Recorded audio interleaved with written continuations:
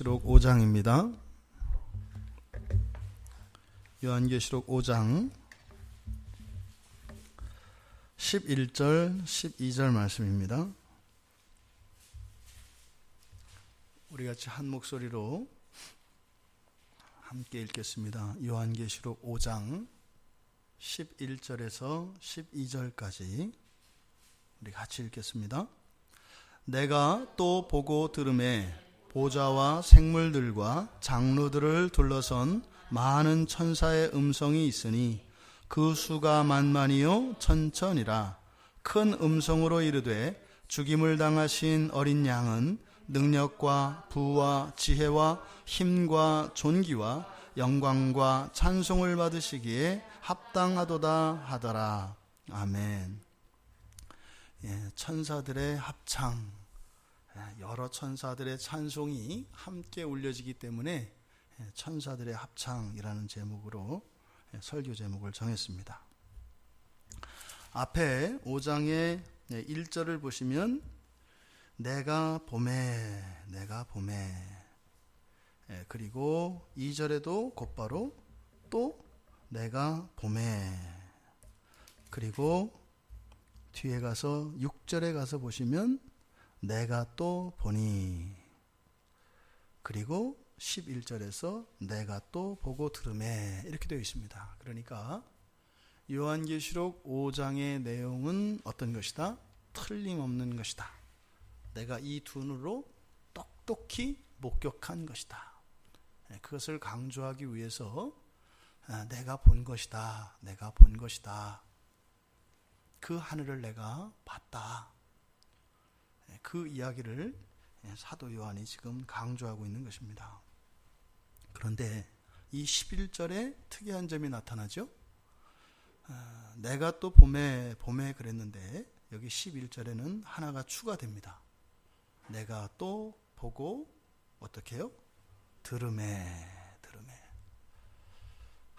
열린 하늘로 들여다본 그 하늘의 광경이 요한의 정신을 다 빼버렸을 것입니다. 그래서 온통 눈에 보이는 것에 온 마음을 빼앗겼습니다. 그래서 훗날 이 요한계시록을 기록할 때 바로 그때 그 정황, 그때 그 마음을 그대로 이 책에 기록한 것입니다. 그래서 이 11절 이전까지는 뭐였다는 거예요? 사도 요한이 눈에 들어왔던 것, 본 것들만 다 기록했다는 겁니다. 그런데 11절에서 들립니다. 이제 소리가 들리는 겁니다. 그러니까 마치 여러분들이 영화를 볼 때 무성 영화를 보는 것과 유성 영화, 그러니까 소리가 나지 않는 화면만 돌아가는, 볼륨은 전혀 없는, 사람의 목소리는 없는 움직이는 동영상을 보는 것과 소리를 켜서 그 소리와 함께 듣는 것 차이는 어마어마한 차이가 있지 않겠습니까? 그러니까 지금 11절부터는 요한이 어떻게 됐다는 거예요? 이제 눈으로만 보던 그런 영상이 소리와 함께 들린 것을 의미합니다. 그러니까요, 앞에서 이렇게 쭉 보아오고 이렇게 놀라운 장면들을 보고 이렇게 했던 요한에게 이제는 소리가 이제 들어온 것은, 그러니까 하나님 나라가 점점 더 구체적으로, 그리고 요한의 마음속에 깊이까지 들어온 것을 이야기하고 있습니다. 우리의 신앙도 마찬가지입니다. 처음에는 그저 이렇게 눈에 보이는 것, 그러니까 우리가 맨 처음 보는 게 뭘까요? 사람들이 이렇게 교회 왔다 갔다 하고 예배당 눈에 보입니다. 그리고 교회 다닌다는 사람들 보입니다. 그들의 삶이 보이고 그들이 하는 행위들과 그들이 하는 것들 보입니다. 또 어떨 때는 기적도 보이고 이런 것도 보입니다.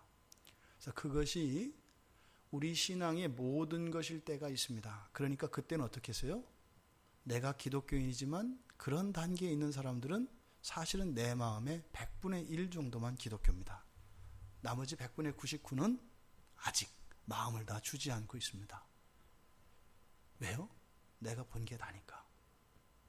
그 말은 무엇이냐면 이 성경을 통해서 주시는, 또 설교를 통해서 주시는 그 하나님의 음성을 아직 듣지 못하는 때다, 이 말입니다. 지나야 합니다. 이게 하나님의 말씀이 들릴 때까지는 시간이 필요합니다. 그래서 이 요한이 이야기하고 있는 드르메라고 하는 이 단계까지 되어지기는 사람마다 다 다릅니다. 어떤 사람은 시간이 속히 이렇게 보는 것에서 들을 수 있는 데까지 걸리는 시간이 어떤 사람은 매우 짧기도 합니다. 어떤 사람은 매우 길기도 합니다. 어떤 사람은 평생 보는 단계에서 살다가 마지막 순간에 들릴 수도 있습니다. 개인마다 다 다릅니다. 그 첫 번째의 단계, 그 시각에 의존하는 그런 신앙의 단계이겠죠. 눈에 보여지는 게 답니다. 눈에 보여지는 게. 와서 예배 드리고 성경책 보고 교회 일하고 어떤 행사들 하고 이게 답니다. 이게 신앙의 전부 다입니다. 그때는 사실은 하나님과 이렇게 인격적인 관계가 맺어지지 않습니다. 오히려 그럴 때는 자기의 공로, 사람들의 위대함이 나타나게 됩니다. 눈에 보여지는 것은 그렇거든요. 하나님은 눈에 보이지 않습니다. 그러니까 우리 눈에 보여지는 것은 사람입니다. 사람의 행위와 공로가 보입니다. 대부분의 크리스찬들의 신앙의 수준이 여기에 머물러 있습니다. 기독교 신앙을 돌이켜볼 때 기억나는 것이 무엇입니까? 내가 함께 했던 사람들, 내가 교회 안에서 했던 일들, 그리고 내가 경험한, 그리고 내가 있었던 그 자리에 있었던 이 모든 것들, 그게 다죠. 우리의 신앙에 하나님이 얼마나 계십니까? 우리의 마음속에 심지어는 예수님이 피 흘리고 죽는 걸 난 본 적이 없습니다. 그러니까 그게 없습니다. 차라리 주변 사람이 나를 도와주고 나를 섬기고 한 그 기억들이 굉장히 더 강렬하죠.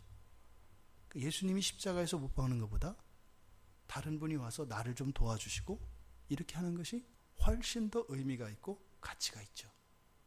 이것이 시각의 단계, 보는 단계의 기독교 신앙입니다. 그 다음으로 이제 이런 신앙이 자라게 되면 들리게 됩니다. 귀가 열리게 됩니다.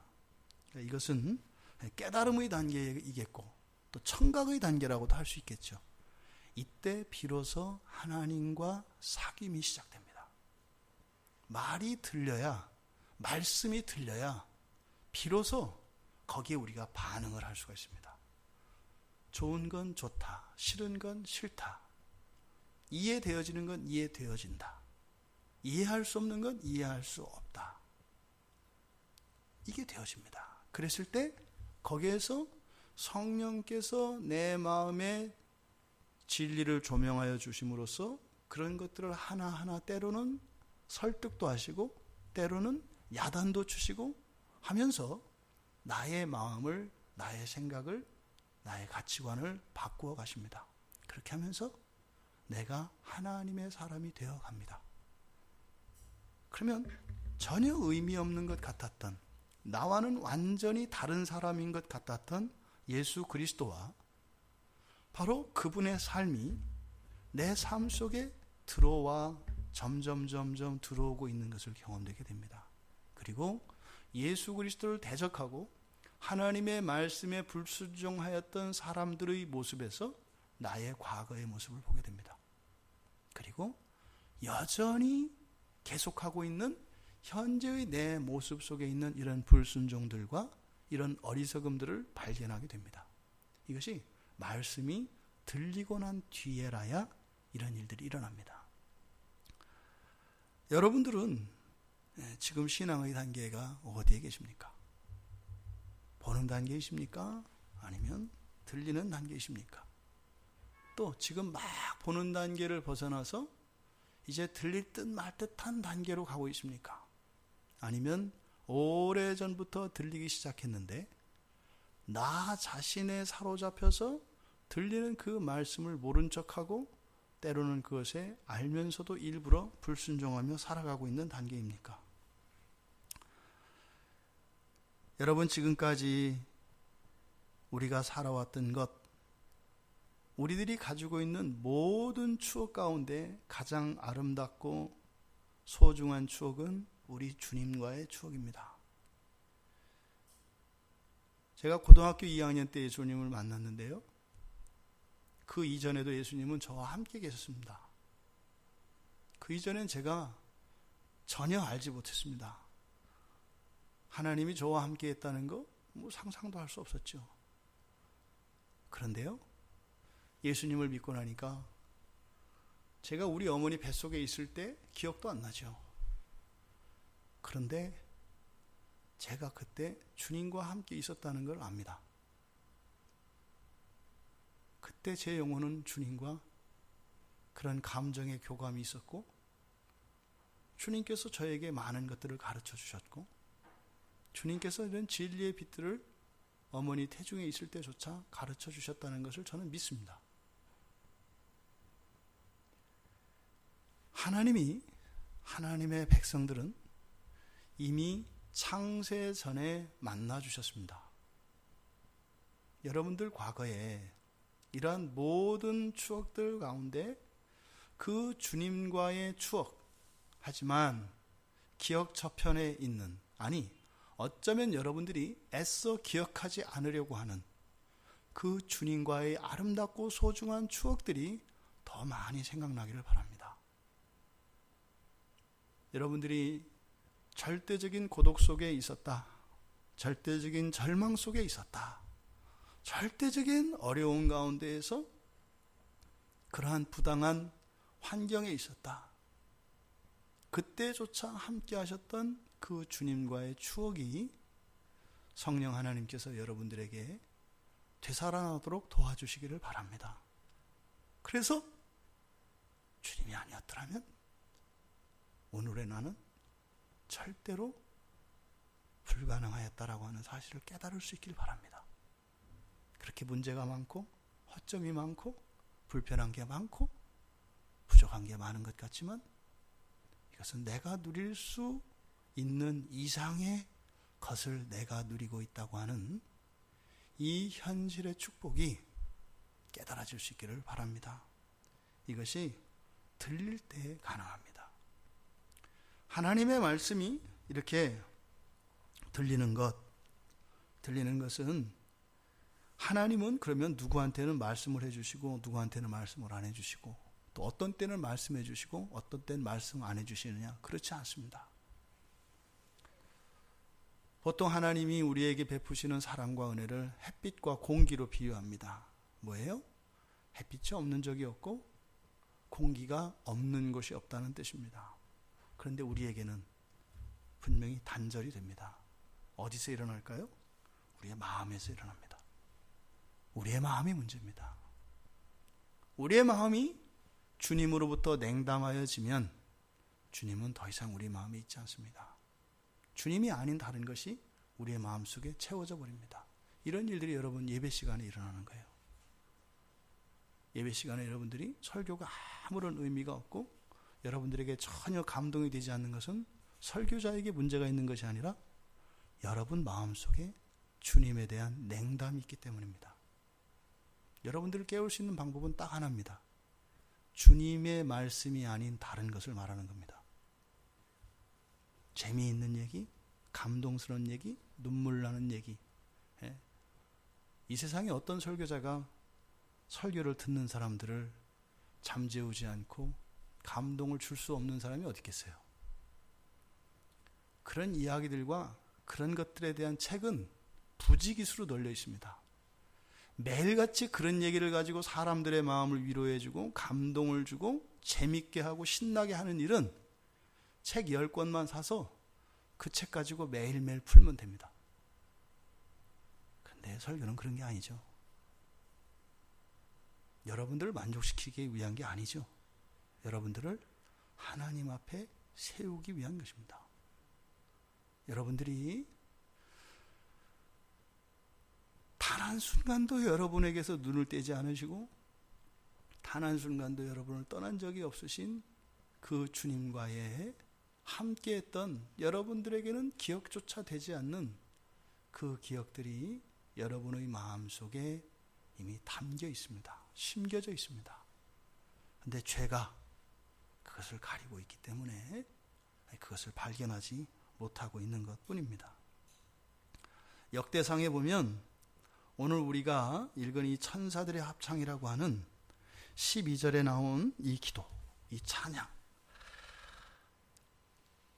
죽임을 당하신 어린 양은 능력과 부와 지혜와 힘과 존귀와 영광과 찬송을 받으시기에 합당합니다 라고 하였던 이 이야기가 역대상 29장에서 다윗이 하나님께 기도하는 장면과 매우 비슷합니다. 그 내용이 매우 닮았습니다. 그때 다윗은 솔로몬에게 정성된 마음을 주시기를 기도해요. 하나님, 내 아들 솔로몬에게 정성된 마음을 주십시오. 그래서 왜 그런 마음을 달라고 했느냐? 그 뒤에 보면 솔로몬의 정성된 마음을 주사 주의 계명과 권면과 율례를 지켜 이 모든 일을 행하게 하시고, 우리의 마음이 그런 마음이 있지 않고서는 하나님의 말씀을 지킬 수 없고 그 말씀을 받아들일 수도 없다는 겁니다. 그래서 다윗은 아들 솔로몬뿐만 아니라 백성들에게도 그런 정직한 마음을 주시도록 기도합니다. 여러분들에게 성령 하나님께서 그런 마음을 주시기 바랍니다. 그래서 주님의 말씀을 들을 수 있고 또 여러분과 함께 하셨던 그 주님과의 그 모든 추억들이 되살아날 수 있는 그런 은혜가 임하기를 바랍니다. 요한에게 보인 장면은 보좌와 생물들과 장로들을 둘러선 많은 천사들입니다. 여러분들이 상상을 해보시면 돼요. 이렇게 보좌가 있고 24 장로가 이렇게 보좌에 앉아있고 또 어린 양이 있고 또 네 생물이 이렇게 있습니다. 그런데 그 주변으로 누가 있는 거예요? 그 수를 헤아릴 수 없는 하늘의 군대, 천군이 위용을 갖추고요, 까마득하게 펼쳐있는 장면입니다. 상상이 되시죠? 그걸 본 겁니다. 천사들의 형상에 대해서는 자세히 몰라요. 뭐 날개가 있다는 정도, 뭐 이런 거. 근데 지금 요한은 그것을 보았습니다. 그러니까 지금 그 주위를 둘러싸고 있는 수많은 천천히요 만만이라고 하는, 만만이라고 하는 숫자는 우리가 사용하는 숫자로 이야기하면 1억입니다. 만 곱하기 만이 얼마예요? 억이잖아요. 그러니까 수억에 수천만에 이런 뜻입니다. 그러니까 헤아릴 수 없는 수입니다. 이때 사실은 1억이라는 개념이 없어요. 1억이라는 숫자를 쓴 지가 그렇게 얼마 안 됩니다. 보통 우리가 그랬죠? 왜 그 부자를 뭐라 그랬어요? 백만장자 그랬어요. 백만장자. 그 백만이라는 이 숫자가 사람이 생각할 수 있는, 누릴 수 있는, 생활 속에서 누릴 수 있는 숫자가 100만이었어요. 그게 얼마 되지 않았어요. 근데 뭐 100만장자 해야 뭐 별로 느낌이 안 오잖아요. 100만에서 곱하기 1000 해가지고 우리 원화로 바꾸어도 별로 크지 않은 것처럼 이렇게 됐잖아요. 그런데 이때 당시에 벌써 수억을 얘기하는 건 뭐겠어요? 헤아릴 수 없는, 그러니까 저 수평선과 같이, 지평선과 같이 까마득하게 늘어서 있는 천사들을 요한은 보고 있는 거예요. 그런데 요한에게 음성이 들려왔습니다. 그 음성을 큰 음성이라고 12절에서 이야기합니다. 큰 음성. 왜 큰 음성이었겠는가? 바로 11절에서 말했던 만만이요 천천이었던 그 수많은 천사가요, 한 목소리를 내는 거예요. 똑같이 여리고 성을 무너뜨릴 때 이스라엘 백성들이 이제 마지막 날 6바퀴를 돌고 마지막에 그 양각 나팔 소리가 뚜 하고 울릴 때, 와 하고 외칠 때 그 내던 똑같은 소리와 같이 지금 요한이 그 음성을 들은 겁니다. 그럼 어떻게 했어요? 굉장히 큰 소리 아니겠어요? 엄청나게 큰 소리 아니겠어요? 근데 이것이 하나도 귀에 거슬리지 않는 거예요. 그리고 소리가 너무 크면 우리가 들을 수 있어요, 없어요? 못 들어요. 그런데 요한은 정확하게 다 들었어요. 왜요? 그 내용을 다 기록하고 있잖아요. 보았고 그 천사들의 음성을 들었습니다. 근데 이 천사들의 음성은 그냥 단순한 소리가 아니라 의미가 있는 언어였습니다. 그때 들려진 음성의 내용은 그런 거죠. 죽임을 당하신 어린 양은 능력과 부와 지혜와 힘과 존귀와 영광과 찬송을 받으시기에 합당하도다라고 하는 것입니다. 그런데 이게 놀라운 신비의 지식입니다. 놀라운 신비의 지식입니다. 하늘에 가서야 깨닫게 된 신비의 지식입니다. 그런가 안 그런가? 우리가 이제 한번 살펴보려고 하는 겁니다. 기독교의 이 지식 가운데는 이렇게 이성적으로 탁월한 지식들이 있습니다. 그런데 사람들이 다다를 수 없는, 사람들이 이해할 수도 없는 그러한 지식들이 있습니다. 그런 것을 신적 지식이라고 하고 그런 것을 신비라고 합니다. 그러한 신비의 지식의 핵심이 무엇인지를 지금 요한이 가르쳐 주는 거예요. 뭐라는 거예요? 죽임당하신 어린 양. 우리가 이런 사전적 이해가 없기 때문에 전혀 이게 느낌이 와닿지 않는 거예요. 죽임당하신 어린 양이라고 하는 이런 의미가 전혀 와닿지 않는 거예요. 그러니까 여러분들이 그냥 성경만 봐가지고 그 의미를 알 수가 없어요. 그러니까 설교를 듣지 않는 것은 매우 용감한 행동입니다. 깡다우가 무지 센 겁니다. 대충 알 수 있겠지. 그러니까 이 죽임당한 어린 양이라는 것이 신비의 지식이라는 건데 그게 평생 동안 뭔지도 모르고 살아갈 텐데 그것이 뭐 알아서 때가 되면 하겠지라고 하는 이런 생각. 이 정도면은 세계 최고의 그 조폭이 될 수 있습니다.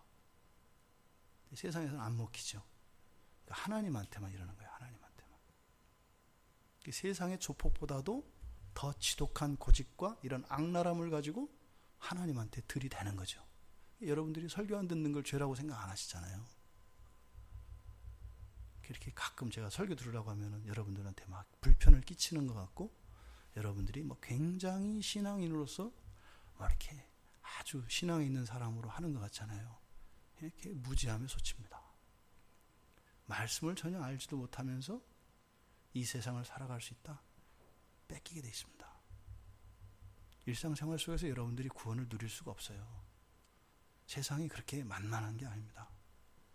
성경에 보면 예수님이 누구신가, 예수님에 대해서 가르쳐주는 말들이 있어요. 그죠? 뭐 하나님의 아들이라고도 합니다. 또 다윗의 자손, 뭐 그리스도, 하나님의 어린 양, 또 뭐 인자, 또 제자들이나 그 예수님 당시 종교인들이 불렀던 랍비, 선생님이죠. 뭐 선생님, 이런 여러 가지 호칭들이 있습니다. 근데 그 모든 호칭들을 사도 요한은 이미 알고 있어요. 그런데 지금 사도 요한은 예수 그리스도에 관한 모든 지식 가운데 가장 신비로운 지식, 가장 놀라운 지식이 바로 뭐라는 거예요? 죽임당한 어린 양이라는 거예요. 여러분들 인생에 문제가 있으십니까? 죽임당한 어린 양이라고 하는 이 말이 무슨 뜻인지 모르기 때문에 그렇다는 거예요. 죽임당한, 여러분들이 금고에다가 금덩어리를 넣어놓고 그 번호를 잊어버리면 어떻게 돼요? 여러분 거 맞는데 못 써요. 예수 그리스도라고 하는 비교할 수 없는, 이 세상에 없는 그런 보화가 여러분의 마음에 있어요. 근데 그 마음의 근거를 여는 열쇠, 이것이 성경에 게시되어진 하나님에 관한 지식들, 예수 그리스도에 관한 지식들이에요. 이 지식을 알면 번호를 딱 눌러서 딸깍하고 열리는 것 같아요. 아니, 금덩어리도 가치가 있는데 예수 그리스도는 그만한 가치가 없을까요? 더 있죠. 그리스도를 알아가는 지식에서 인생의 모든 것을 찾으려고 하였던 사도 바울의 고백은 거짓이 아닙니다. 모든 것 다 잊어버리고 무엇을 위해서 살겠다? 마음의 근거의 번호를 아는 일에 내 인생을 걸겠다. 이게 사도 바울의 얘기예요. 지금 죽임당하신 어린 양, 죽임당하신 어린 양이라고 하는 이 비밀번호, 이 비밀번호는 어떻다? 이러한 것들을 받으시기에 합당하다라고 하는 겁니다. 도대체 그러니까 죽임당하신 어린 양이라는 게 뭐길래 말이에요. 그러니까 죽임당하신 어린 양이라고 하는 이 신비의 지식이, 이 말씀이 나에게 깨달아지고 믿어지면 여러분 인생 끝나는 거예요. 끝나는 거라니까요. 이런 걸 뭐 인생 대박, 여기 다 써 있는데 왜 그 있는 걸 찾지 않고 있는지 없는지도 모르는 그것을 향하여 살아가냐 이 말입니다. 이게 오늘 말씀이 우리들에게 주는 교훈입니다. 근데 여러분, 진짜 도대체 이게 뭐 죽임당한 어린 양, 이게 그러한 것들의 근거가 될 만한 건가요? 우리 생각으로는 전혀 그렇지 않아요. 어떻게 죽임당한 어린 양이 그 능력이 될 수 있고 부와 지혜와 힘과 존귀와 영광과 이런 찬송과 관련이 돼 있어요. 이거 뭐라고요? 죄로 가리워졌다 이렇게 얘기하는 거예요. 죄로 가리워졌다. 마귀가 하는 짓이 이런 거다 이 말이에요. 자꾸 이제 한 해 한 해 더 살아가니까 막 기억력이 사라져서 이제 막 번호 바꾸는 게 얼마나 두려운지 몰라요. 그래가지고 비밀번호, 뭐 요즘에는 뭐 전부 그 비밀번호가 있어야 되지 않아요? 웹사이트 이런 데 했다가 까먹으면은 요즘엔 또 똑같이 또 못 쓰게 하더라고요.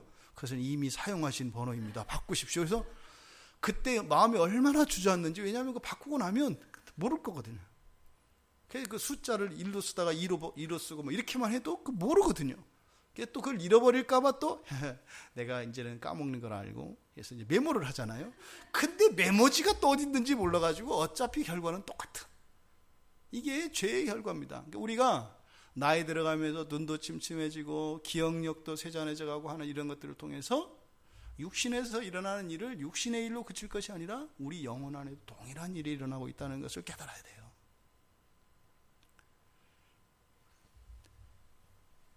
과연 죽임당한 어린 양이 그런 가치가 있는 것인가? 또 그럴 만한 자격을 가지는 일인가? 이것을 아는 일이 우리에게 중요합니다. 여기서 합당하도다라는 말이 있습니다. 맨 끝에 합당하도다. 이 합당하도다라고 하는 말은 가치가 있다는 말이에요. 예를 들어서 어떤 물건이 있는데 이게 100만 원이에요. 근데 내가 생각하기에 충분히 100만 원 가치가 있어요. 이거를 합당하다 하는 겁니다. 합당하다는 것이 이치에 맞다는 게 아니라, 이치가 아니라 해서 뭐예요? 아주 계산적인 용어예요. 그러니까 제값이다 이 말이에요. 제값이다. 그러니까 죽임당하신 어린 양이 이 뒤에 나오는 이 놀라운 수식어들과 동일한 가치가 있다. 이 이야기를 하는 거다 이 말입니다. 그래서 이 합당하다, 가치가 있다, 이 말은 뭐라고 그랬어요? 앞서 말씀드렸죠? 양팔 저울에서 기울어졌을 때 평형을 이루게끔 반대편에 올려놓는 무게란 말이에요. 그러니까 우리의 구원, 이 세상의 구원이라고 하는 여기에 있는 능력과 부와 지혜와 힘과 존귀와 영광과 찬송을 양팔 저울의 한쪽에 올려놨어요. 그럼 어떻게 되겠어요? 그쪽으로 쑥 내려갈 거 아니에요. 근데 그 반대편에 죽임당하신 어린 양이 딱 얹어지니까 어떻게 된다는 거예요? 딱 균형을 맞는다는 거예요. 그러니까 이 오른쪽에 있는 이것들은 바로 이 죽임당하신 어린 양, 그거의 당연한 결과로 주어지는 것이다. 이 이야기를 지금 하고 있는 겁니다. 그러면 그 죽임당하신 어린 양의 의미, 그러니까 죽임당하신 어린 양이 뭔지 여러분 다 아시잖아요. 예수님이 십자가에서 나의 죄를 대신하여 못 박혀 죽으신 걸 말해요. 누구의 죄를 대신해서? 나의 죄를 대신해서. 누구를 위해서? 나를 위해서. 나의 영생뿐만 아니라 여러분들이 지금 살고 있는 여러분의 인생을 위해서, 여러분의 과거와 현재와 이제 또 우리가 앞으로 살아갈 내일과 다음 달과 내년과 5년 뒤 10년 뒤를 위한 이 모든 것을 위해서 예수님이 십자가에서 못 박혀 죽으신 것, 이것을 죽임당한 어린 양이라고 하는 거예요. 그러면 내 인생에 이런 능력과 부와 지혜, 힘과 존귀와 영광, 이게 다 어디서 나온다는 거예요? 여기서 나온다는 거예요. 예수 그리스도에 대한 이 죽임당하신 어린 양이라고 하는, 즉 십자가에서 나를 대신하여 죽으셨다고 하는 이것의 의미를 알면 된다는 거예요. 이게 없으니까 스스로 그것이 아니라 나의 힘으로 살아가려고 하니까 엉뚱한 걸 구하고 엉뚱한 것 때문에 고생을 하고 엉뚱한 것 때문에 낙심을 하고 엉뚱한 것 때문에 실수와 이런 잘못들을 계속 범한다 이 말입니다. 죽임당하신 어린 양, 그러니까 죽임당하신 이 어린 양의 그 가치가 무엇인지 우리는 잘 몰라요. 예수님이 십자가에서 죽으신 게 뭔지 잘 몰라요. 그러니까 뒤에 있는 내용들, 이것들이 무엇인지 알면 뭔지는 몰라도 이만한 가치가 있는 거고 이만한 능력이 있는 거고 이만한 것이 있는 거구나. 그래서 그것을 추구하면서 살아가면 되는 거죠. 먼저 능력.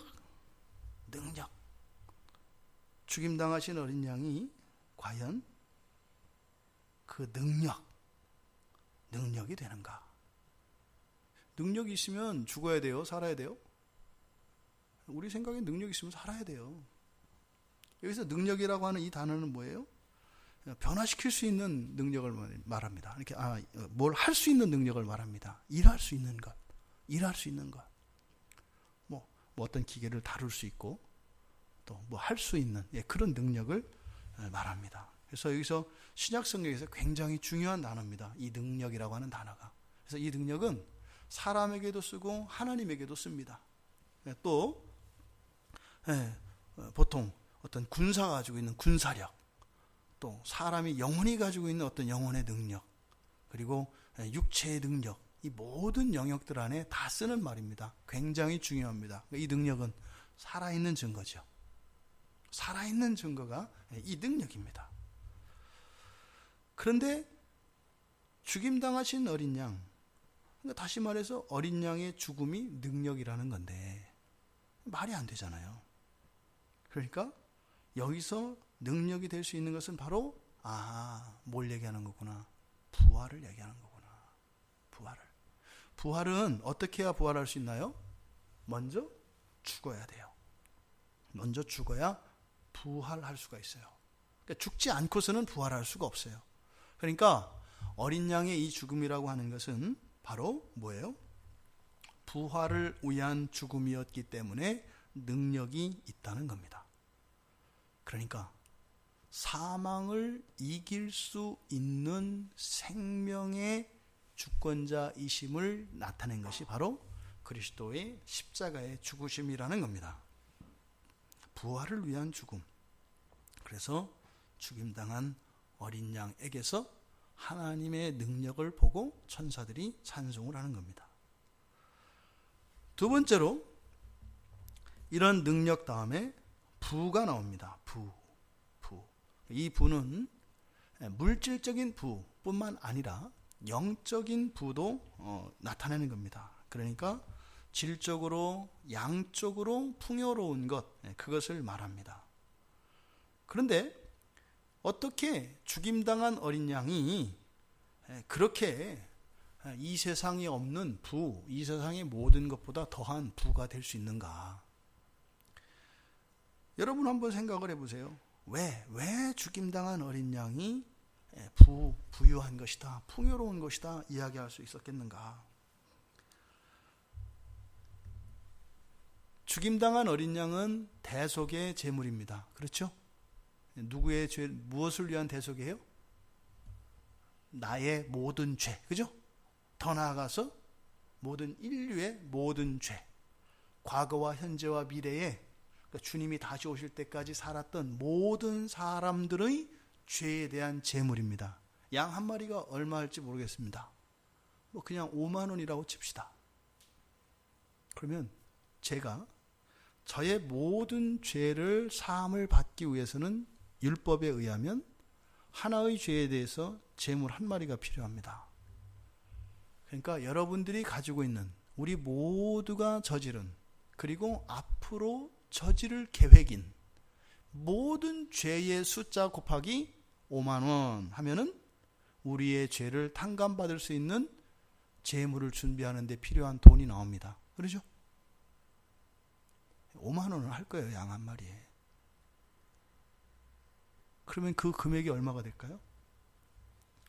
우리의 죄는 무한대입니다. 한 개인의 죄가. 그러면 온 인류의 죄값을 대신할 죄물의 값은 얼마겠어요? 그래서 어마어마하게 불하라 이 말이에요.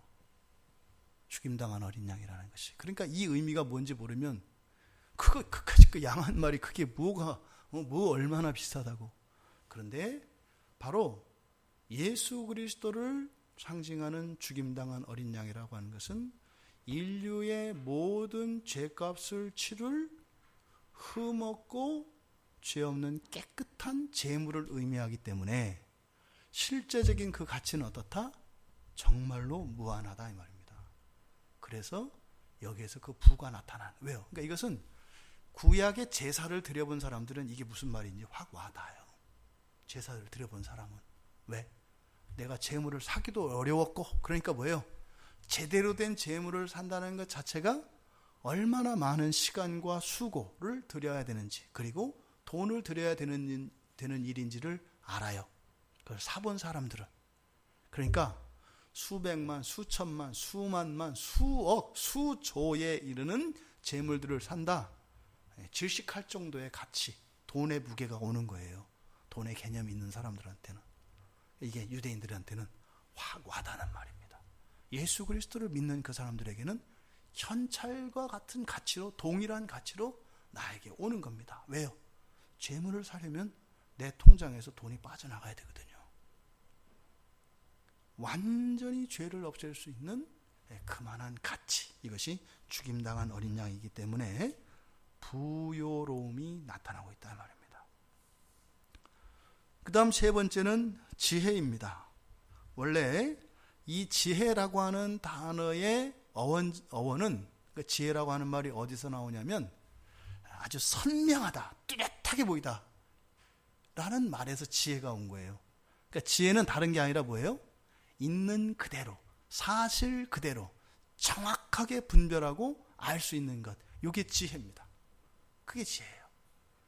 그래서 이 지혜, 왜 죽임당하신 어린 양에서 이 지혜가 나타나는가? 이 세상의 정체는 무엇일까요? 이 세상의 정체는 죽음입니다. 죽음. 살려고 해도 결국엔 어떻게 돼요? 죽습니다. 그러니까 이 세상에 우리가 깨달을 수 있는 진리가 뭐예요? 죽음입니다. 그래서 불교에서 뭐라고 그래요? 생로병사, 인간의 삶의 단계를 이야기하는데 사람은 어떻게 되어 있다? 반드시 죽게 되어 있다. 그거는 예수 안 믿어도 다 알아요, 사람들이. 그런데 그것을 그걸 따라가는 사람도 없지만 이 죽음, 이 세상이라고 하는 것은 죽음입니다. 죽음. 그러니까 지금 사람들이 아무리 살려고 노력을 하고 경쟁하고, 여러분들이 왜 일하고 왜 공부해요? 살려고 몸부림치는 거예요. 살려고. 더 살아보겠다고. 그런데 결국은 어떻게 돼요? 죽는다 말이에요. 근데 여러분 보세요. 예수님도 죽으셨는 거요. 예수님도 죽으셨잖아요. 하나님이신데 죽으셨잖아요. 그럼 예수님이 하나님이 아니신 증거가 아니에요. 예수님이 이 세상에 오셔서 죽으셨다고 하는 것, 이것이 이 세상의 정체를 아주 분명하게 드러낸 사건이기 때문에 이 하나님의 이 죽임당하신 이 어린 양, 이것을 지혜라고 이야기하는 겁니다. 어린 양의 죽음, 여기에는 하나님의 지혜도 나타납니다. 그러니까 죽음은 세상의 지혜입니다. 그렇죠? 그런데 이 죽임당하신 어린 양을 통해서 이렇게 죽음이라고 하는, 예수님도 죽으신다고 하는 이 세상의 지혜만 나타나는 것이 아니라 이 죽임당하신 어린 양을 통해서는 하나님의 지혜, 하늘의 지혜도 나타내기 때문입니다. 세상의 지혜 가운데서도 가장 뛰어나고 궁극적인 지혜입니다만 하늘의 지혜까지 나타난다 이 말입니다. 왜요? 죽음으로 생명을 낳는 죽음이기 때문에 하나님의 지혜가 나타납니다. 하나님의 지혜는 무엇일까요? 생명입니다. 세상의 지혜는 죽음입니다. 바로 죽임당한 예수 그리스도에게서는 세상의 지혜와 하나님의 지혜가 그래서 동시에 나타내는 겁니다. 세상적으로 볼까요? 생명으로 생명을 살릴 수 있는 것은 지혜죠. 그렇잖아요. 생명으로 생명을 죽이는 것은 어리석은 거죠. 생명으로 생명을 살리는 것은 지혜입니다. 세상적인 지혜죠. 그렇죠? 그러면 적은 생명으로 많이 살리는 것은 세상적으로 큰 지혜입니다. 그렇죠? 예. 작은 것으로 더 큰 것을 살리고 적은 것으로 많은 것을 살린다면 뛰어난 지혜잖아요. 이 세상에 지혜로운 사람 부자가 누구예요?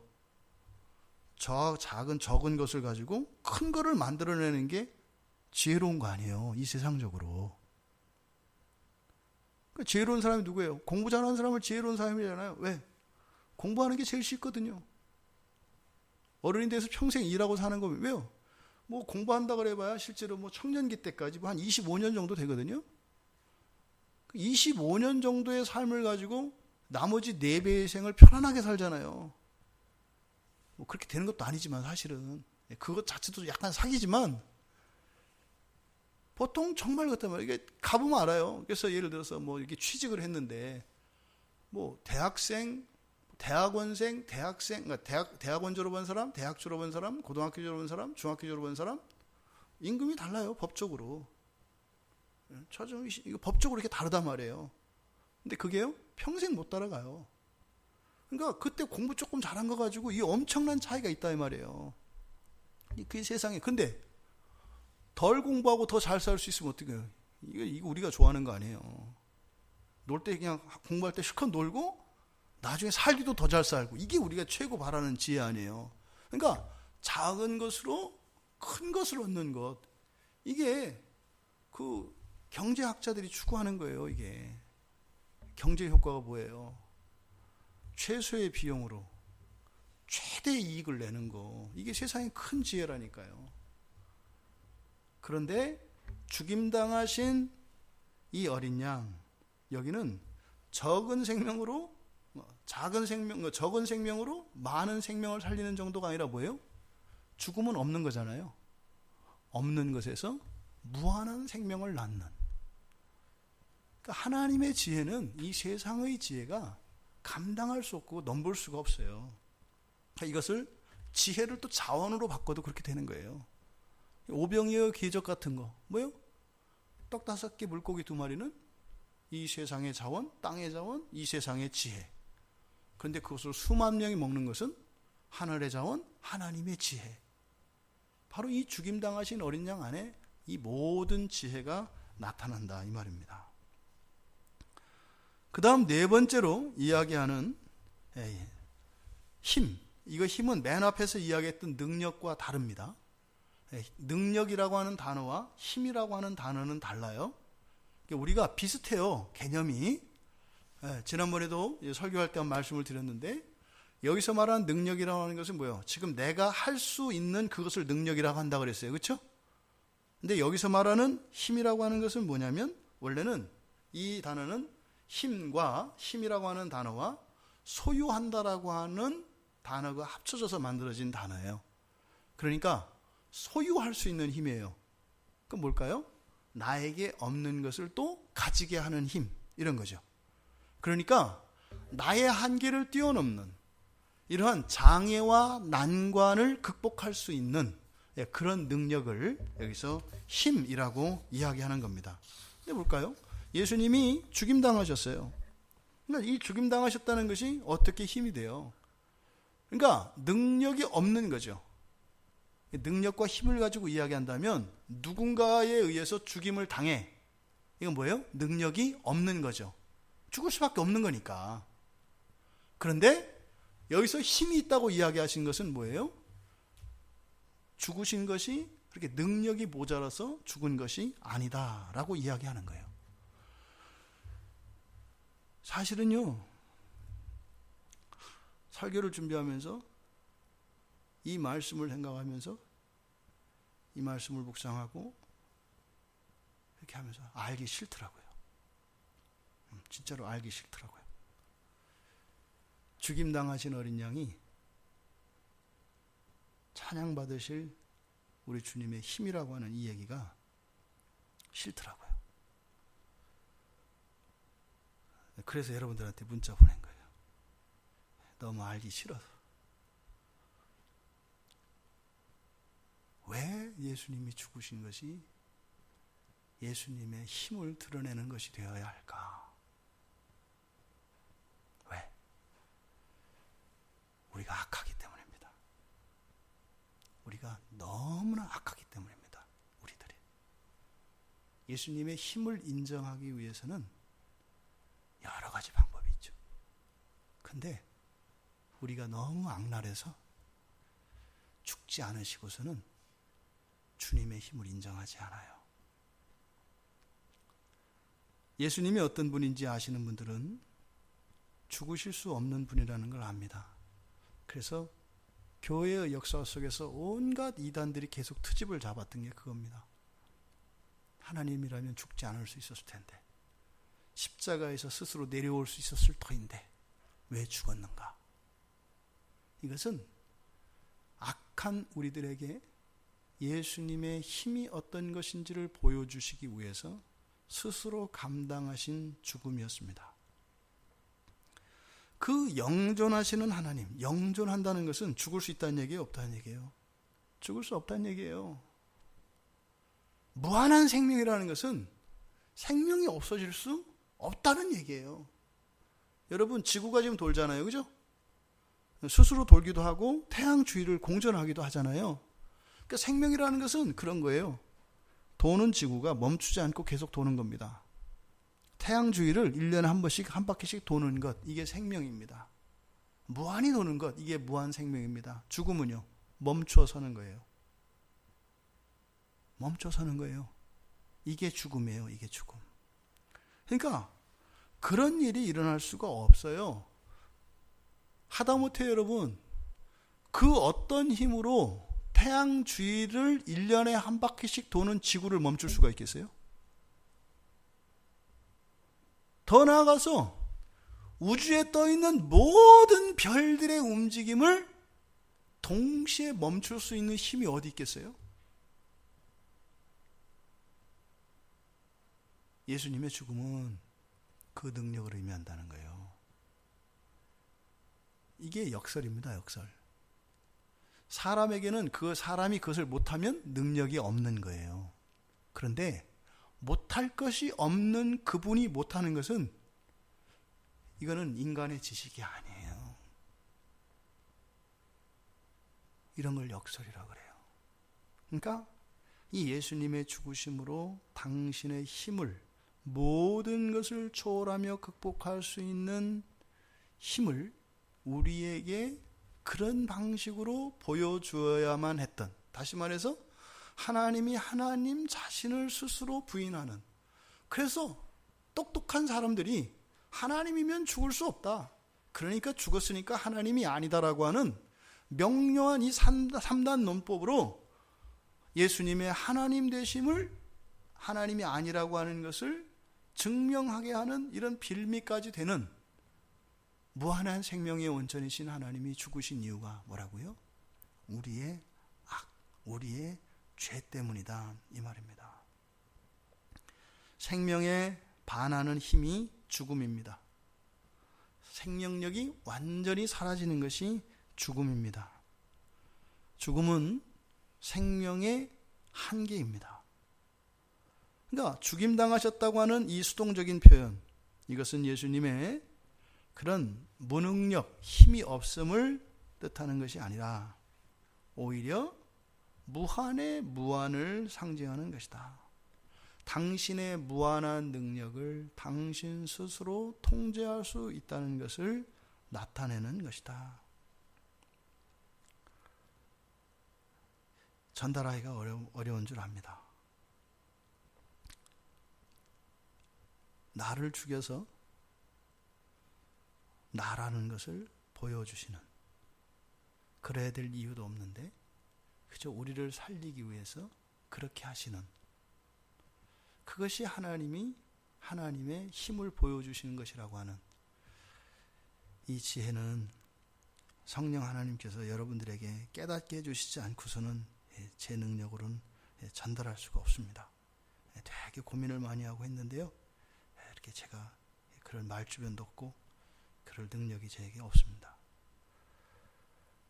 생명의 가장 강력한 장애와 저항이 이 죽음인데 그 죽음을 극복하신 죽음이 바로 죽임당하신 어린 양에서 나타나는 죽음이라고 말씀을 드린 겁니다. 그래서 여러분들 제가 자유를 뭐라고 정의해요? 할 수 있는 것을 하지 않을 수 있는 자유라고 이야기하잖아요. 이게 바로 예수님의 그 힘에 기초한 자유를 근거로 말씀을 드리는 거예요. 진정한 자유는 뭐다? 할 수 있는데 안 할 수 있는 게 자유다. 그래서 우리가 먼저 판단해야 될 것은 뭐예요? 할 수 있는 거냐 할 수 없는 거냐를 알아야 돼요. 먼저. 이것은 내가 할 수 있는 거구나. 그리고 나서 비로소 자유로 선택할 수가 있는 거예요. 어떻게? 순종으로 가든지 불순종으로 가든지 우선 자유롭고 봐야 된다 이 말이에요. 여러분들 주일날 여러분들이 예배 드리는 것을 할 수 있나요? 할 수 없나요? 잘 생각해 보세요. 아무런 제한도 없고 조건도 없고 다른 사람의 눈치 볼 것도 없어요. 예? 우리 딸들 같으면 우리 목사님이 우리 아빠도 아니고 그리고 목사님하고 친하지도 않아. 그리고 교회는 또 우리가 무지 커. 내가 있는지 없는지도 몰라. 한 달 동안 빠졌다가 왔는데도 전혀 표시도 안 나. 또 내 주변에서는 내가 예수를 믿는 사람인지 아닌지 아무도 몰라. 또 주일날 내 나가서 어디 가서 뭘 하고 있는지 관심 있는 사람 아무도 없어. 심지어는 내가 교회 갈 때는 이 세상 사람들이 다 집으로 들어가 있어서 내가 가는 걸 목격한 사람도 없어. 심지어 예배당을 가도 나를 아는 사람이 아무도 없어. 그런데 여러분들이 매 주일 와서 예배를 드릴 수 있는가 이 말입니다. 그러면 할 수 있는 거예요. 그러면 할 수 있는 거예요. 심지어 주일 아침에 일어났는데 늦잠을 자고 싶은데도 갈 수 있는가? 그럼 할 수 있는 거예요. 여러분 금요일날 나오셨잖아요. 여러분들이 할 수 있는가 할 수 없는가를 먼저 아셔야 돼요. 우선 자유를 얻으셔야 돼요. 자유를. 그리고 나서 순종과 불순종을 이야기해야 돼요. 자유도 없는 사람이 무슨 순종이 어디 있고 불순종이 어디 있어요. 그건 운명이지. 대부분 자유가 없는 노예의 상태인데 본인들이 마치 순종과 불순종한다고 차원 높은 고민을 하고 있어요. 그 사람들은 순종할 기회도 없고 불순종할 기회도 없어요. 순종과 불순종은 자기가 선택하는 걸 말해요. 대부분의 사람들은 순종도 못하고 불순종도 못해요. 평생 동안. 교회에 있는 사람들 말하는 거예요. 그러니까 마귀의 앞잡이로 맨날 이용당하는 거예요. 그거를 자기의 뜻으로 생각을 하고 알면서 이렇게 한다고 생각하고 그렇게 하고 회개해요. 회개할 게 있어야지. 자기가 불순종한 것도 없는데 뭘 회개해요. 또 자기가 할 수 있는 것도 없는데 뭐를 해요. 먼저 여러분들이 내가 가지고 있는 자유가 몇 개나 되나 뭐나 있나 한번 생각해 보란 말이에요. 일터를 잃어버리고 가지고 있던 재산이 다 없어졌어요. 그랬을 때 내가 할 수 있는 게 뭔가를 생각해 보세요. 그게 자유예요. 우리 청년들 여러분들이 나이 먹어서 80살, 90살이 됐어요. 아름다움이 하나도 없어지고 힘도 없어졌어요. 그럴 때 여러분들이 할 수 있는 게 뭔가를 생각해 보란 말이에요. 그게 자유예요. 지금 있는 것을 당연히 여기지 말고 그 모든 것들이 사라졌을 때 여러분을 사랑하고 여러분에게 관심을 갖고 여러분을 인정해주는 모든 사람들이 사라졌을 때 그래도 할 수 있는 것 그게 여러분 자유라고요. 그리고 나서 순종을 하든 불순종을 하든 선택을 해라. 예수님은요 모든 걸 다 하실 수 있는 자유가 있는 분이셨습니다. 그리고 철저하게 순종하셨습니다. 순종을 거스르는 모든 이 사단 마귀, 죄의 역사를 물리치시고 순종의 길로 가셨습니다. 그러니까 예수 그리스도의 온전한 자유가 바로 이 힘의 기초였다는 겁니다. 우리에게 힘이 있으려면 그 자유가 있어야 합니다. 그 자유가. 다섯 번째로 존귀입니다. 존귀. 이 존귀라고 하는 것은 또 무엇인가? 존귀. 이 존귀라고 하는 것은 인정받는 가치예요. 평가된 가격. 그러니까 예를 들어서 쌀이 비싼가요? 보리가 비싼가요? 쌀이 비싸죠? 보리가 비싼가요? 그냥 일반적으로 비싼 보리와 싼 쌀을 비교하면 안 되고 일반적으로 금이 비싼가요? 은이 비싼가요? 여기서 뭐 은이라는 얘기가 안 나오겠죠? 이거를 존귀라고 하는 거예요. 그러니까 이렇게 사람들이 인정하는 가치, 평가되는 가치, 또 이렇게 드러나 보여지는 가치, 이것을 존귀라고 합니다. 어린 양으로 죽임당하신 것, 이게 어떻게 존귀겠습니까? 여러분 생각해 보세요. 양으로 쳐도 어린 양이 가치가 더 나가요? 다 큰 양이 가치가 더 나가요? 큰 양이 가치가 더 나가요. 또 양이 가치가 더 나가요? 사람이 더 가치가 나가요? 사람이 더 가치 있어요. 사람이 가치 있어요? 하나님이 가치 있어요? 하나님이 더 가치 있어요. 근데 하나님이신 예수가 어떻게 어린 양에서 그 가치를 인정받냐 말이에요. 더군다나 그것도 살아있는 것도 아니야. 죽임당한 어린 양이에요. 거기서 어떻게 예수 그리스도의 존귀가 나타나요? 거기서 어떻게 예수 그리스도가 가치 있는 존재로 나타나냐 말이에요. 정반대잖아요. 하나님으로 나타나시면 더 존귀하세요. 근데 예수 그리스도는 죽임당한 어린 양으로서 존귀하다고 이야기를 하는 거예요. 그러니까 이 죽임당한 어린 양이라고 하는 것이 우리가 모르는 무엇이 있는 거다 이 말입니다. 그러니까 그 죽임당한 어린 양으로서의 이 존귀함, 그것은 어떻게 해요? 굉장히 깨닫기 어려운 진리인 거예요. 우리가 왜 이것을 깨닫기 어려울까요? 어떤 것의 존귀함이라고 하는 그 존귀함, 그 가치는 무엇을 보고 판단해요? 그것의 그것됨을 보고 판단하죠. 그것의 그것됨을 보고 판단하잖아요, 우리가. 그런데 예수님은 그렇게 판단을 받지 않으신 거죠. 모든 영광과 존귀를 한 몸에 받으시기에 합당하신 예수 그리스도께서 죄인 중에 괴수 같은 나를 살리기 위해서 어린 양으로 죽임을 당하신 것, 그것이 왜 존귀합니까? 너무나 부당하죠. 차라리 예수님이 존귀하시려면 어떻게 해야 돼요? 더러운 창기 같은 죄인에게 가까이 오지 마시고 상대도 하지 마셔야 돼요. 근처에도 얼씬하지 마셔야 돼요. 그래야 더 존귀하세요. 예수님이 나를 사랑해 주시는 순간 그때부터 나는 예수님을 욕하고 원망하고 살 거거든요. 예수님이 구원해 주시면 구원받은 백성들이 예수님께 찬양과 영광을 돌리는 게 아니에요. 구원받는 순간부터 어떻게 해요? 모든 잘못된 것에 대한 책임과 원망은 주님께, 좋은 것과 잘된 것은 나에게. 오히려 가치가 떨어진다니까요. 그냥 내버려 두시는 것이 훨씬 더 존귀하게 되세요.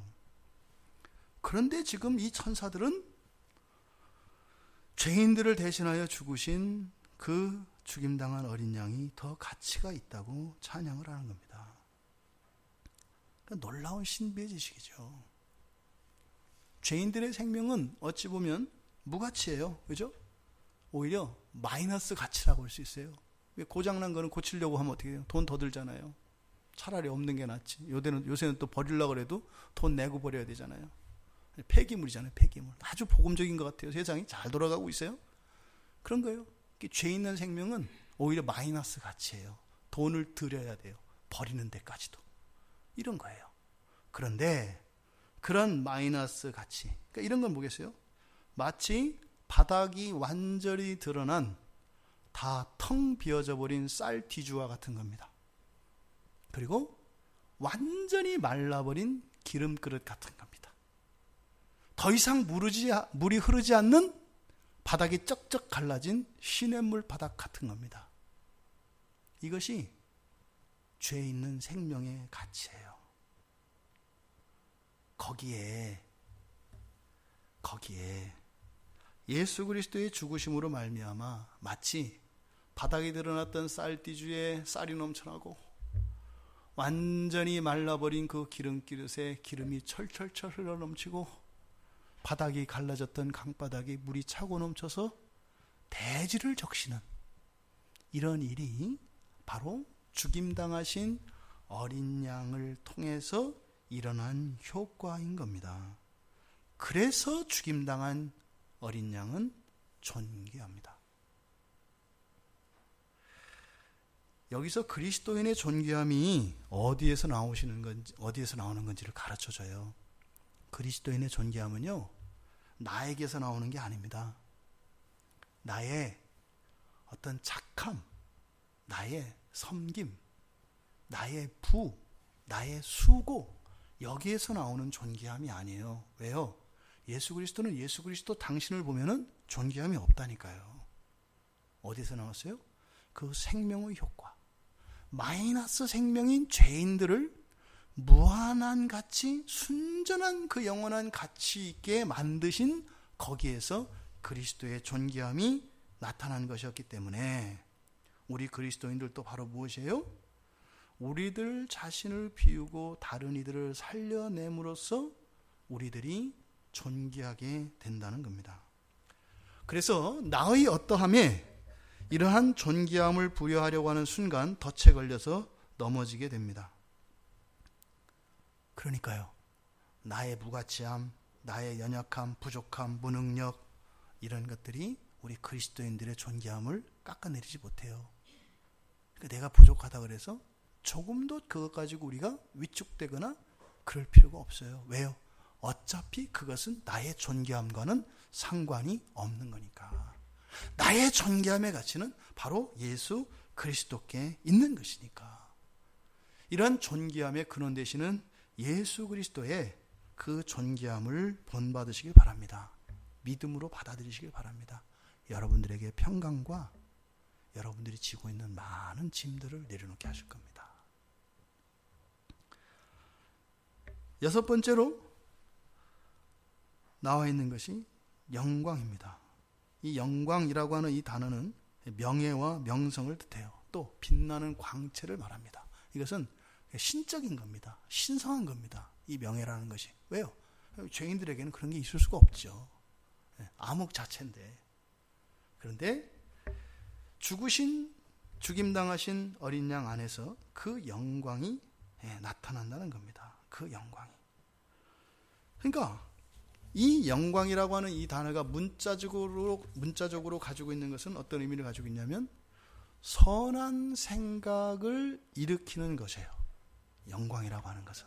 하나님의 영광을 보면 그렇게 어떻게 돼요? 우리 마음 안에 선한 생각이 일어나요. 그게 영광이에요. 높아지는 이게 아니에요.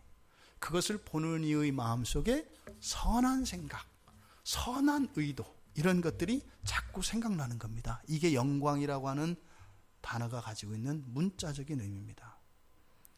그런데 보좌에 앉으신 왕으로서가 아니라 십자가에서 죽으심으로 영광받기를 원하신 주님, 그 주님의 참된 뜻이 천사들에 의해서 찬송되고 있습니다.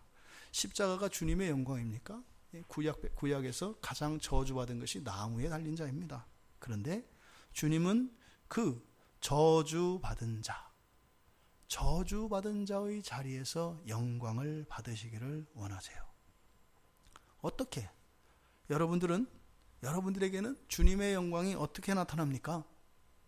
십자가에서 죽으신 것에서 주님의 영광이 나타납니까? 아니면 여러분 기도에 응답해주고 여러분들에게 필요를 채워주시고 여러분 답답한 마음, 원통한 마음, 그런 걸 풀어주시고 여러분 대신 원한을 갖고 복수해 주실 때 주님의 영광이 나타납니까? 이게 뭐예요? 선한 마음이 언제 생기냐 이 말이에요. 내가 주님을 위해서 살아봐야지 이런 마음이 언제 생기냐고요. 십자가에서 죽으신 예수 그리스도 앞에서 그런 마음이 생각나십니까? 아니면 여러분들을 도와주셨을 때 생각나십니까? 이걸 물어보는 거예요.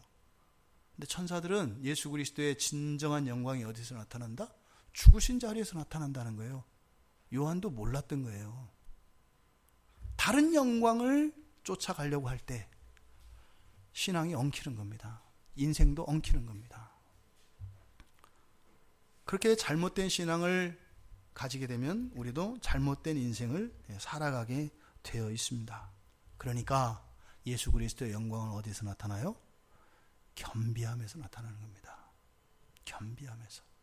새벽 설교에서 또 마침 그 아합의 겸비함을 그렇게 기뻐하셨던 하나님. 이게 뭐예요? 바로 그리스도의 영광이 나타나는 거예요. 여러분들이 겸비할 때 거기에서 그리스도의 영광이 나타나요. 십자가에서 죽기까지 하나님 뜻에 순종하시고 자기의 뜻을 쫓지 않으신 그 겸비함, 그것이 예수 그리스도의 영광이라는 겁니다. 낮아지면 낮아질수록 더 커지는 것이 주님의 영광이라는 겁니다. 제자들이 물어보잖아요. 누가 크냐고. 낮아지면 낮아질수록 커진다. 동일한 이야기가 천사들의 입에서 예수님의 말씀에서 똑같이 나오잖아요. 이걸 뭐라 그래요? 진리라고 하는 겁니다. 그러니까 주님의 영광은요, 하늘에 떠 있는 해의 영광이 아니에요. 근데 자꾸 우리는 어떻게 생각해요? 해와 같이 밝은 주님의 영광을 뵈려고 하죠. 이 세상에서는 그런 게 아니라니까요. 이 세상의 지혜는 죽음이라니까요. 그 영광은 이 다음에 하늘이 열리고 난 뒤에라야 그 영광을 우리가 볼 수 있습니다. 그리고 그것을 바랄 수 있습니다. 오히려 주님의 영광은 빛이 없는 세상에 광명체를 두셔서 해와 달과 별들을 통해서 세상에 빛이 되게 하시고 주님은 어둠 속으로 물러가시는 영광입니다. 이 자연세계에서 하나님의 영광을 본다고 할 때 빛나는 그것을 보고 영광하라는 것이 아니라 뭐예요? 어둠밖에 없던 이 세상에 빛을 두시고 또다시 어둠으로 물러가신 그 하나님의 영광을 볼 수 있는 영적인 안목이 열려지기를 바랍니다. 하나님의 영광은 어쩌면 우주 끝 빛이 다다를 수 없는 아직도 어둠 속에 있는 거기에 하나님의 영광이 있습니다. 눈에 보여지는 것에 하나님의 영광이 있지 않다 이 말입니다. 그 하나님의 영광, 그것은 이 세상에서 십자가에서 죽으심으로 나타날 뿐입니다. 이 그리스도의 겸비한 영광, 그 겸비함으로, 그 겸비한 영광으로 여러분들을 주님께서 초대하십니다. 그것이 무엇인지 이렇게 가슴으로 깨달아지고 믿음으로, 그래서 여러분의 삶 속에 주님과 함께 빛 너머의 그 어둠 속으로, 그 겸비함으로 들어가 주님의 그 영광을 누리실 수 있는 여러분들 되기를 바랍니다. 마지막으로 찬송입니다. 마지막으로 여기서 이야기하는 찬송을 받으시기 합당하도다. 이 찬송이라는 것은 찬양이고 또 하나는 뭐냐면 넘치는 찬사예요. 그러니까 이거는 사람들한테 쓰면 뭐예요? 아부예요, 아부. 이거는 사람한테 우리가 너무 이렇게 지나친 찬사를 하잖아요. 칭찬을. 네? 그런 걸 뭐라 그래요? 아부라 그래요. 그러니까 이 찬양은, 이 찬사와 넘치는 찬사는 오직 하나님께만 쓸 수 있어요. 그래서 다른 사람한테 쓰면 이것이 오히려 독이 됩니다. 이렇게 넘치는 찬사는 사람을 타락하게 만듭니다. 절대적으로 타락하게 합니다. 적절한 찬사는, 칭찬은 아주 약이 됩니다만 거기서 넘어가면 그것은 독이 되어서 오히려 멸망하게 만듭니다. 근데 여기서 이야기한 이 찬송이라는 것은 바로 그런 걸 말해요. 넘치는 찬사입니다. 넘치는 찬사. 하나님께만 드릴 수 있는 거죠. 그럼 왜 천사들이 죽임당한 어린 양에게 이렇게 넘치는 찬사를 보낼까요? 왜 넘치는 찬사를 보낼까? 천사들은 인격적인 존재입니다. 천사들은 우리와 비슷해요. 생각하는 데 있어서는 단지 능력이 다를 뿐이죠. 보세요. 주님에게는 주님이 가지신 이런 능력, 부, 지혜, 앞에서 이야기했던 이 모든 힘과 존귀와 영광, 이 모든 것을 다 가지고 계세요? 그럼 그걸 누구를 위해서 써야 돼요? 나를 위해서 써야 되는 거예요. 나를 위해서 써야 되는 거다 이 말이에요. 그런데 주님은 어떻게 하세요? 오히려 당신에게서는 철저히 그것을 배제하시고, 그리고 쓸 수 없는, 받을 수 없는 죄인들을 위해서 그것을 다 쓰세요. 그러니까 그것을 가지고 주님을 위해서 쓰시면 어떻게 해야 돼요? 그냥 찬사가 있겠죠. 역시 대단하시다 이렇게 되겠죠. 그런데 왜 넘치는 찬사가 가요? 주님이 아니라 죄인들에게 그것을 주셨기 때문에 넘치는 찬사가 되는 거예요. 천사들은 이해할 수가 없습니다. 천사들은 착해요. 그리고 겸손해요. 그리고 분수를 알아요. 천사들은 자기 계급이 있거든요. 거기에 대해서 전혀 불만을 갖지 않습니다. 그리고 주제넘은 행동하지 않습니다. 자기가 할 수 있는 것만 하고 하지 못하는 것은 못한다고 이야기합니다. 그리고 자기의 분수에 대해서 자족하고 감사합니다. 이게 천사예요. 그런데 왜 천사들이 지금 주님을 이해 못하느냐? 무한한 능력과 권세와 영광과 힘과 지혜와 부를 가지신 주님이 죽어요. 누구를 위해서? 죄인을 위해서. 넌센스라니까요. unbelievable, 믿을 수 없는 일이라니까요. 이걸 다른 말로 하면 뭐라고 할까요? 한 단어로? 사랑입니다. 이게 사랑이에요. 죽어가는 자식을 위해서 자기의 심장을 자식에게 주고 죽어가는 부모의 사랑. 천사들은 상상을 못해요. 그런 거를 이해 못해요. 교회 안에서 일어나는 이런 일들을 천사들은 이해를 못해요. 왜 자기 돈을 가지고 저 사람을 왜 줘? 그렇게 하고 왜 자기 자식한테는 그것도 못하게 하고 왜 남의 자식한테 그걸 하게 해줘? 이해 못하는 거예요. 천사들은. 왜 자기는 쫄쫄 굶으면서 왜 저 사람한테 돈을 줘? 이해 못하는 거예요. 왜요? 돈이 있으면 돈을 가지고 사서 먹는 것이고요. 능력이 있으면 그걸 하는 거고요. 없으면 못하는 거예요. 불만을 가질 것도 없어요. 그런데 왜 그렇게 하냐 이 말이에요. 이게 사랑입니다. 천사들에겐 사랑이 없어요. 하나님의 사랑을 알 수가 없어요. 그래서 그냥 찬양하고 감사만 할 뿐이죠. 바로 이 사랑은 모든 경계와 한계를 초월하여 넘나듭니다. 그것이 천사들이 사람을 부러워하는 이유입니다. 천사들이 사람을 샘냈던 이유가 이런 거예요. 넘치는 찬사를 하나님께만 돌리면 되겠는데 나보다 못한 인간이 그 찬사받을 짓을 해. 못 견디겠는 거예요. 이해도 할 수 없는데 하나님 흉내를 내는 그 인간을 보니까 세면하는 거예요. 저는 그래서 이 사탄이 그래서 반기를 들었다고 이해가 되어져요. 성경에서 보면 이 사탄이 하나님께 이렇게 죄를 지을 이유가 없거든요. 너무 완전한 존재이기 때문에. 근데 천사들이 이해할 수 없는, 즉 하나님께 이 죽임당한 어린 양께 찬사를 보냈던 이 천사들의 노래에서 사탄의 타락에 대한 그 단초를 저는 잡아요.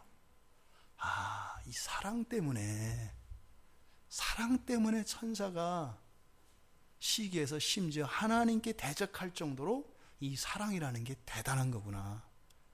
그러니까 천사들이 첫 번째 하는 가장 큰 목적이 뭐예요? 서로 사랑하지 못하게 하는 겁니다. 그래서 예수님께서 모든 율법의 마침이 완성이 뭐예요? 사랑이라고 한 거예요. 왜? 천사들이 넘치는 찬사를 보냈던 그 이유가 바로 사랑이기 때문입니다. 천사가 사람보다 모든 능력은 뛰어납니다. 하지만 사랑은 가질 수도 없고 어떻게 얻을 수 있는 방법이 없습니다. 하나님의 형상을 따라 지음받은 사람에게만 있는 것이죠. 그러니까 사람이 가진 것 가운데 가장 가치가 있는 것이 무엇이에요? 사랑입니다. 하나님을 버리면서까지 그렇게 샘을 냈던 게 사랑이라고요. 근데 우리는 자꾸 사랑을 거스릅니다. 서로 사랑할 수 없게 만듭니다. 강요시키려고 합니다. 사랑하려고 하기보다는 나를 사랑하라고 합니다. 그것은 사랑이 아닙니다. 어떤 목적을 가지는 순간, 어떤 필요가 있는 순간 더 이상 그것은 사랑일 수 없다고 했습니다. 그래서 주님이 서로 사랑하며 살아가는 것, 이것이 가장 제일 크고 가장 우선하는 것이라고 말씀하신 것입니다. 여러분, 우리에게 주님의 피 흘리신 십자가의 죽음이 그런 능력과 부와 존귀와 힘과 영광과 이러한 찬양이 됩니까? 그럴 만한 가치가 있다고 우리들은 알고 있습니까? 우리 자신을 보기를 바랍니다. 그리고 우리 서로를 볼 수 있기를 바랍니다. 그리고 우리를 바라보는 세상 사람들을 둘러보시기를 바랍니다. 과연 주님이 그러실 만한 가치가 있었을까요? 여러분들이 여러분을 보실 때 그 주님의 모든 영광과 능력과 권세와 명예와 부와 이란 찬양이 그럴 만한 가치가 있었다라고 하는 평가를 받으실 만하겠어요? 천사들은 그렇게 노래하고 있습니다. 마지막 날에 우리들의 모습입니다. 완성된 그 날에 우리의 모습이 주님 십자가에서 그렇게 죽임 당하신 것이 충분히 그럴 만한 가치가 있는 것입니다 라고 하는 찬양이 왜 나와요? 여러분 때문에 나온 거예요. 여러분 때문에. 마지막 날에 하나님이 죄 없는 어린 양으로 죽임 당하실 만한 가치가 있었다라고 천사들이 그렇게 고백하게 된다라는 거예요. 여러분, 믿음을 붙들고 소망을 가지고 살아가시기를 바랍니다. 주님은 그럴 만한 가치가 있었기 때문에 그렇게 하셨습니다. 우리가 그것을 믿지 않을 때 주님의 죽으심을 모욕하는 것이고 사단을 기쁘게 하는 것입니다. 나는 이럴 수밖에 없다. 나는 요 정도밖에 안 된다. 어쩔 수 없다. 나는 믿음이 없기 때문에, 나는 어떠하기 때문에. 이것은 주님이 십자가에서 죽으신 그 죽음을 모욕하는 것입니다. 여러분, 이 천사들의 노래와 같이 죽임당하신 어린 양을 찬양할 수 있기를 바랍니다. 주님의 겸비함과 그 사랑을 본받을 수 있도록 도와달라고, 그렇게 은혜의 보좌 앞으로 나아가며 우리가 날마다 하나님의 은혜를 구할 수 있는 여러분들 되시기를 바랍니다. 오늘 설교가 많이 길었습니다. 여러분, 죽임당하신 그 어린 양의 참다운 가치, 그럴 만한 가치가 있었다고 하는 그것이 나에게, 우리들에게 있다고 하는 그 믿음을 가지고, 그럼에도 불구하고 너무나 그것과는 거리가 먼 것 같은 우리들의 자신을 반성합시다. 돌이킵시다. 그리고 나의 고집대로 살아갈 것이 아니라 주님의 말씀을 따라, 진리를 따라 그렇게 살아갈 수 있는 우리가 되도록 하나님 우리를 인도하여 주시고 은혜를 달라고 우리 같이 기도하겠습니다.